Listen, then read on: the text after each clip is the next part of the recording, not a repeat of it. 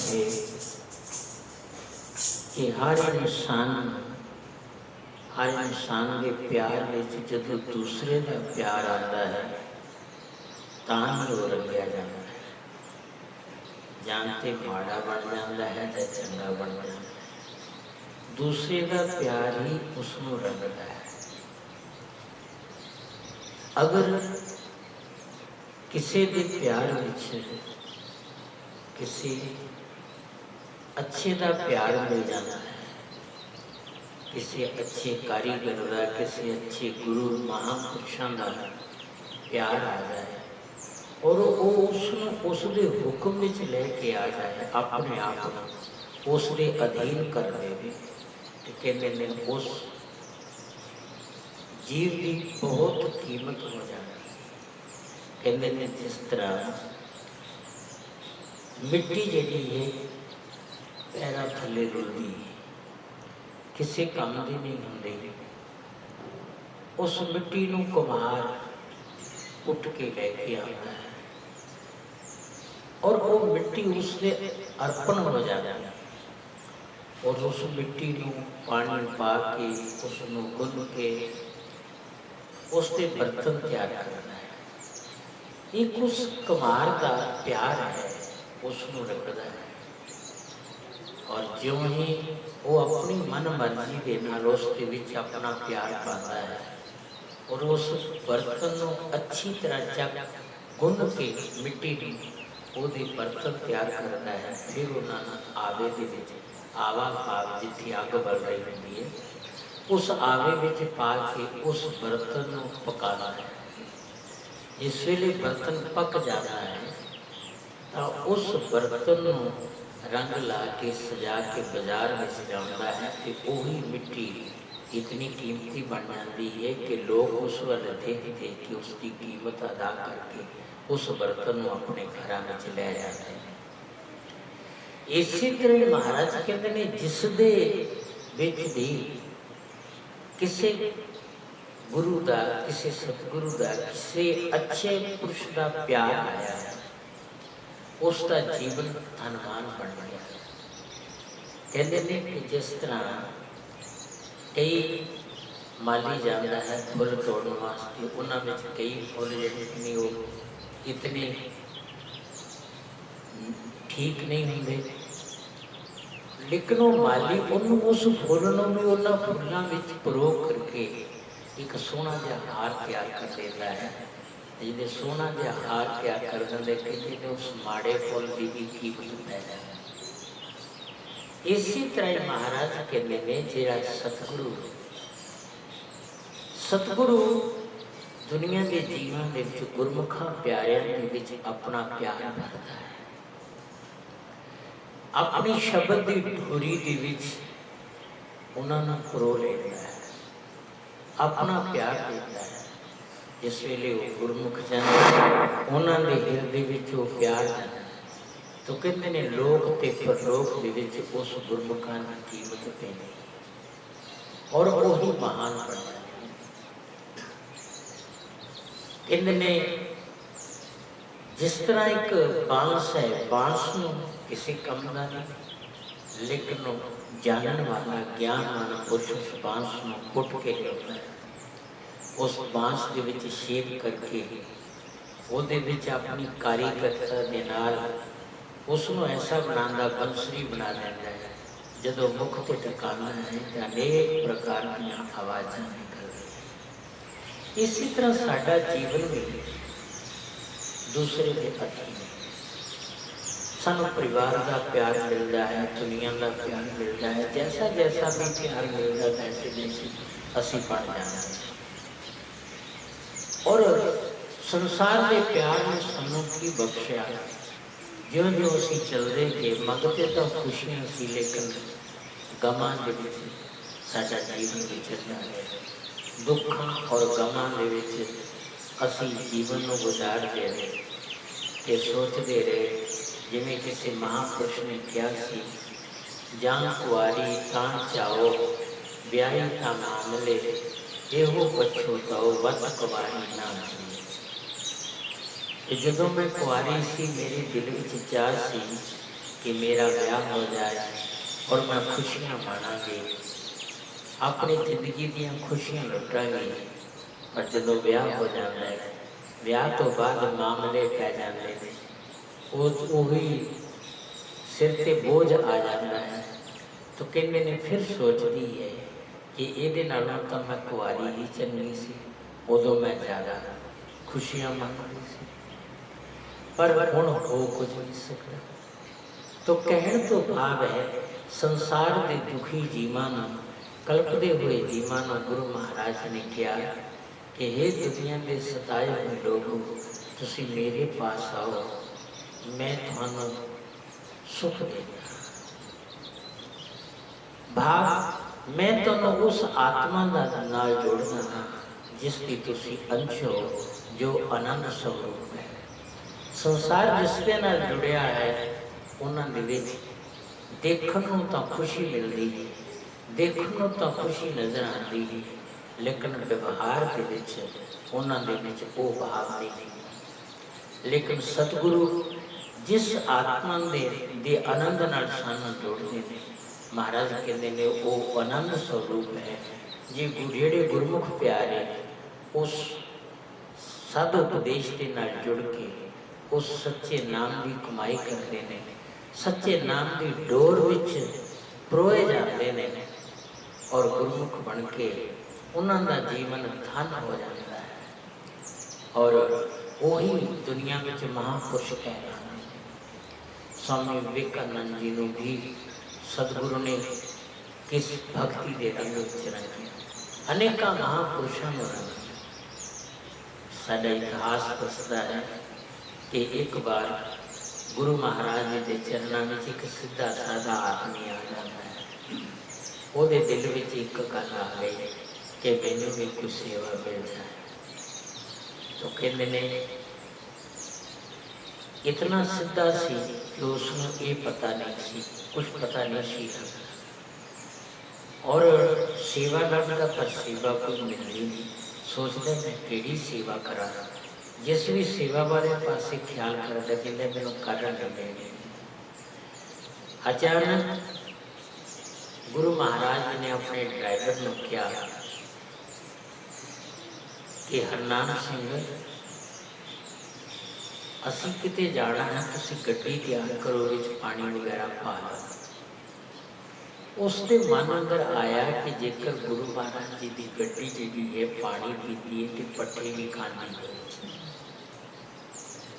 मन के अंदर एक भाव आया क्यों ना होवे कि मैं हरे हरे पट्ठे लिया के देंगे पा दिया। तो उन्हें हरे हरे पट्ठे लिया के देखो मन अंदर सेवा का भाव उमड़िया। जो सेवा का भाव उमड़ जाए दिल के अंदर एक वखरा ही प्यार आ। तो कहते हैं एक नीच इंसान भी उच्चा इंसान बन जाता है। और उन्होंने जिन्होंने दुनिया ने नीच किया, चाहे वो सबरी वर्गे हुए, पर जदों उन्होंने दिल अंदर एक सच्ची भावना सच्ची सेवा का भाव जागया तो अज दुनिया में भी उन्होंने नाम जपया जाता है। इतने ऊंचे हो गए उस आत्म परम प्रकाश से रंग गए। तो कहते हैं जिस वे उन्हें पट्ठे लिया के पाने, हरनाम सिंह ने कहना गड्डी के उत्ते पट्ठे पे हुए। उन्हें एक दो बार वेख्या तो उन्हें ये सोचा गड्डी को साफ कर देना, पट्ठे सुट देने। लेकिन उस गुरमुख ने यह सोचा कि देखो इन्हों पट्ठे इन्ने चंगे लगे ने गड्डी ने कि इन्हें सारे खा लेने। उन्हें फिर लिया के पाने। उन्हें सोचा कि है कौन ने देखिया, उन्हें जिस वे चाक ला के एक उसने पकड़ लिया कि ये पट्ठे तो सुट के जाना। कहते हाँ ये पानी पीजिए, पट्ठे रोज खा जाएंगे, ये बड़े अच्छे मेरी सेवा लग रहे। वो गुरु महाराज के पास ले जाके कहते हैं गुरु महाराज देखो यही जरा कभी मैनू बदनाम करना चाहना और गड्डी के उत्ते पट्ठे सुट के जाना। उसने पूछा कि तुसी पट्ठे क्यों सुटते सी?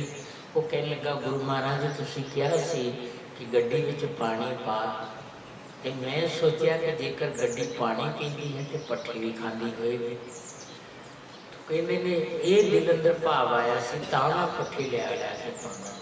तो कहते ने गुरु महाराज के दिल अंदर बड़ा उसके प्रति एक खुशी आई। और जिस वेले खुशी आई तो उन्होंने देखा उसका सादा स्वभाव है। गुरु महाराज ने उसको अपने चरणों में लगाया, उसको कहने लगे भाई तेन नाम की दात दे दिए। कहने लगा महाराज जे तुसी कृपा करो तो जो मर्जी कर लो। तो गुरु महाराज ने उसको नाम की दात दे दी। जिस वेले नाम की दात दे दी तो कहते ने वो उत्थे रह के सेवा करने लग पाया। उसकी सेवा तो खुश होकर के एक दिन गुरु महाराज ने कहने लगे तेरा घर कितने है? कहते जी मेरा कारोबार का कोई नहीं है, बस तुहाडे चरण ही मेरा घर ने। गुरु महाराज ने उसको बुला के चोला दे दिया। चोला दे के उसका नाम महात्मा वाला रख दिता। ते संगत विच खिलार के उन्होंने कहने लगी देखो भाई ये कौन है? तो किसी ने कहा महाराज ये कल वाला है, वही आदमी जिसको तुसी चोला दे के बाबा जी बना रहा। तो गुरु महाराज कहते हैं बाबा किसको कहते हैं? कहने लगे कि बाप के बाप को बाबा कहते हैं। कहते हैं देखो गुरुदेव की कैसी कृपा है, हमने आपके बाप का भाव बढ़ा दिया है। तो कहने तो भाव वही जड़ा एक सीधा साधा इंसान जड़ा सी अगे जाकर के एक महात्मा बनया और भजन सिमरन करके जिस वेले दिल के अंदर आत्म प्रकाश आ गया तो बड़े बड़े आश्रमों का मालिक बने और बड़ी दुनिया में बड़ी संगत गुरु महाराज के चरणों नाल जोड़ के उन्होंने भी उद्धार किया। एक महान पुरुष बन गया।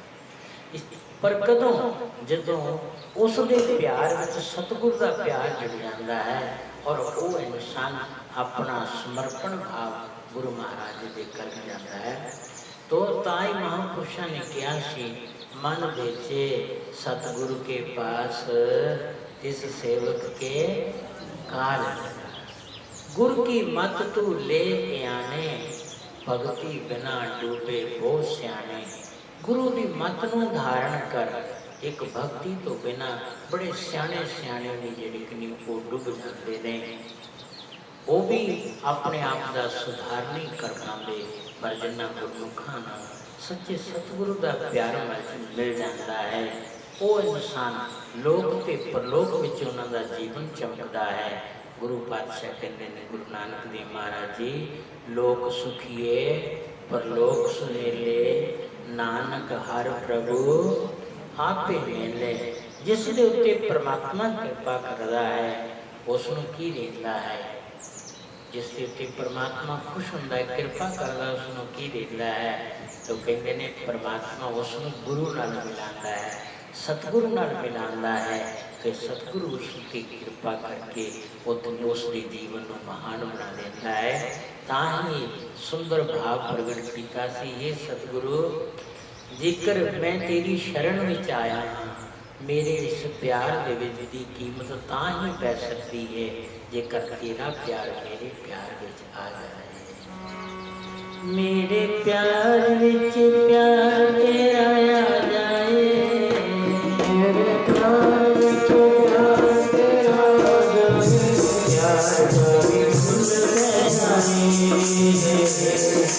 प्यार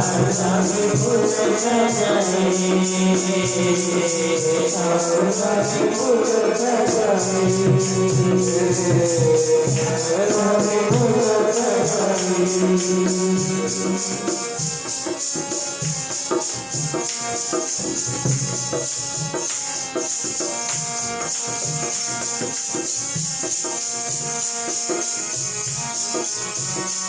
मेरे प्यार नू लखां ने रोलिया चिंता दुखां ते गवां च खेलिया।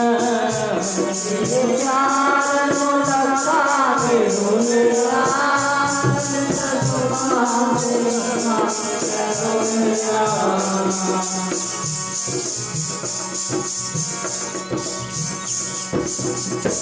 गुरु शब्द जगों दिल समा जाए गुरु शब्द जगों दिल समा जाए आत्मा आनंद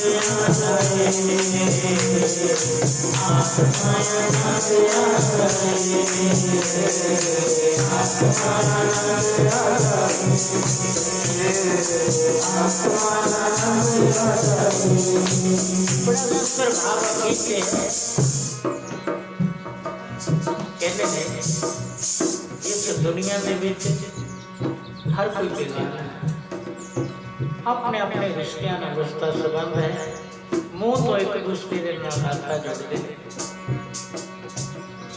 इस जग विच नहीं कोई अपना, इस जग विच नहीं कोई अपना, पर अपना कदों बनना? रंग भगती दा सारा जग अपना, रंग भगती दा सारा जग अपना। जिन्हों जिन्हों भक्ति दा रंग चढ़े, पावे वो रैदास महाराज, पावे वो सबरी जी, पावे वो मीरा जी, आज सारा जग उन्होंने अपने समझे और उन्होंने गीत गाओ। क्यों? उन्होंने भक्ति का रंग चढ़िया।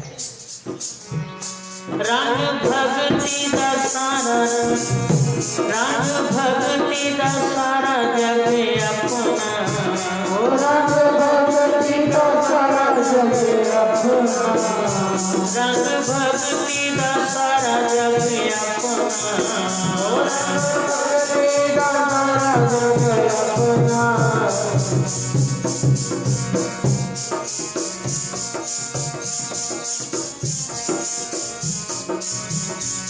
गुरु शब्द जग घट च समा जाए, गुरु शब्द घट च समा जाए, गुरु शब्द जग दिल च समा जाए, गुरु शब्द दिल च समा जाए, जीवन दा मुल पै जाए, जीवन दा मुल पै जाए, जीवन दा मुल पै जाए, जीवन दा मुल पै जाए, जीवन दा मुल पै जाए, जीवन दा मुल पै जाए। मेरे प्यार विच प्यार तेरा आ जाए, मेरे प्यार विच प्यार तेरा आ जाए, प्यार दा मुल पै जाए, प्यार दा मुल पै जाए, प्यार दा मुल पै जाए,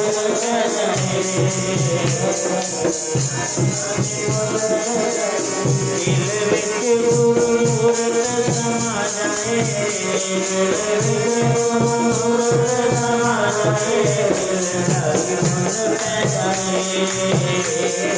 दिल दा मुल पै जाए, दिल दा मुल पै जाए,